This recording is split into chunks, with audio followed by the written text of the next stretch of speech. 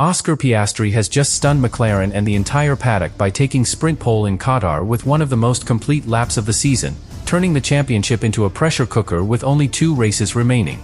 The session data shows Piastri delivering a 1 minute 20.055 lap while Lando Norris threw away his chance at pole with a final corner mistake that dropped him to third and exposed cracks in his championship control. This moment sends shockwaves through McLaren because Piastri is now only 24 points behind Norris, tied with Max Verstappen, and the fight for the world title is suddenly a 3-driver battle heading into the most important weekend of the year. And before we break down how this single lap may change the entire destiny of the championship, make sure you subscribe right now because the Qatar Sprint is about to rewrite everything we thought we knew about this season. The opening day in Qatar became a psychological turning point for McLaren as Oscar Piastri delivered the most complete performance since his victory earlier in the season. The internal report describes his 1 minute 20.055 lap as clinical and a return to form that erased the uncertainty created by the Las Vegas disqualification. From the moment he began free practice 1 with the fastest time, the Australian looked composed and comfortable in the high-speed rhythm of Lusail, which rewarded the natural efficiency of the McLaren MCL39. Lando Norris entered Qatar knowing he could mathematically secure the title this weekend, yet the day exposed the pressure surrounding him with clarity. His pace was strong enough for pole, but a small error in the final corner cost him the lap and relegated him to third. The mistake itself was not catastrophic, but the timing could not have been worse because it handed Piastri a clean track for the sprint and created a psychological advantage for the Australian in a moment when every point carries championship weight. Max Verstappen's struggles added another layer to the story. He complained of uncontrollable bouncing, severe steering limitations, and an inability to attack the curbs. These issues confirmed that Red Bull has not solved its correlation problems on aggressive circuits, and Verstappen's 6th-place start places him at a significant disadvantage. Being beaten by his teammate Yuki Tsunoda added frustration for the reigning champion and illustrated how deeply compromised his car is heading into a race where every point matters. Earlier in the day, free practice 1 confirmed the hierarchy. McLaren dominated with a 1-2, Piastri leading with a 1 minute 20.924 lap and Norris trailing by only 58 thousandths.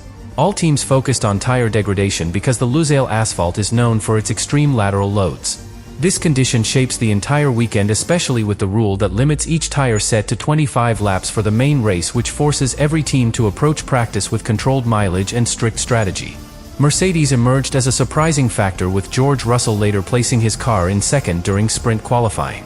The internal data shows that the Mercedes package responds well to cooler conditions and high-speed sequences, yet it continues to struggle with rear tire life. Russell's presence between the two McLarens introduces unpredictability into the sprint because he has nothing to lose and can disrupt both sides of the championship fight. The standings entering Qatar show Norris with 390 points while both Piastri and Verstappen sit at 366. With 58 points remaining, the title is now balanced on the narrowest margin of the season. The report states that Norris must finish the weekend at least 26 points ahead of both rivals to be champion, and Piastri's pole makes that scenario extremely unlikely. The primary problem for McLaren is that the team has lost the strategic stability that once defined its championship campaign. Piastri taking sprint pole places him in control of the opening phase of the weekend, while Norris must fight from behind with a Mercedes in between them. This creates an unpredictable first corner scenario that McLaren cannot manage from the pit wall, which introduces unnecessary risk at a moment when the team needs clarity and control. A second problem emerges from the psychological shift triggered by Norris's error. The championship leader has been consistent throughout the season, but the final corner mistake in sprint qualifying reveals the pressure that has accumulated since the Las Vegas disqualification. Meanwhile, Piastri arrives at the sprint with confidence restored and mental freedom, which is dangerous for a title contender who now senses opportunity rather than fear. Thirdly, McLaren's internal dynamic has become delicate. Zak Brown insists that team orders will not be imposed, but the numbers tell a more complex story.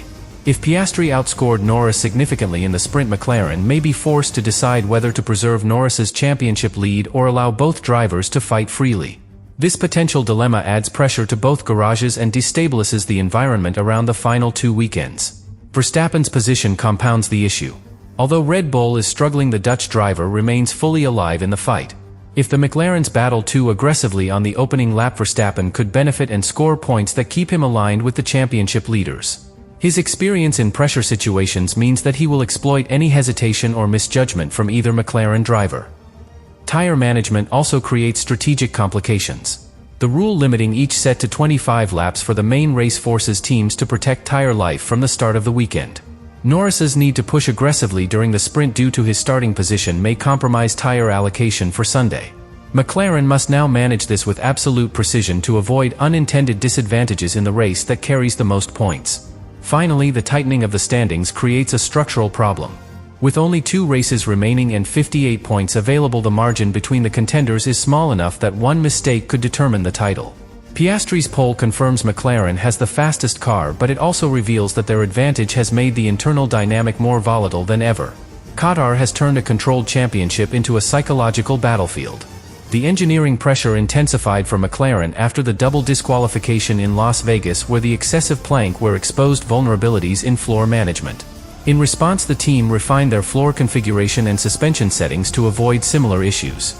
These adjustments dramatically improved stability at high speed and allowed Piastri to extract the maximum aerodynamic efficiency of the MCL39 during sprint qualifying. Tire management became another decisive engineering factor. With the rule limiting tire sets to 25 laps, every practice lap carries strategic weight.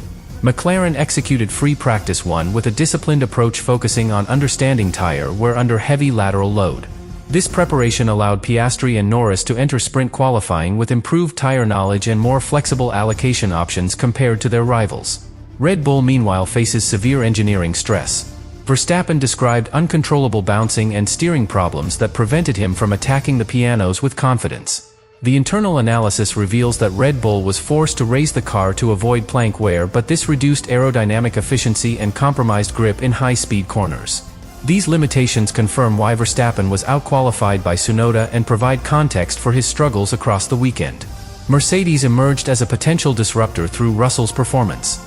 The internal data shows that the Mercedes package maintains strong balance through the fast sections but overheats its rear tires over longer distance.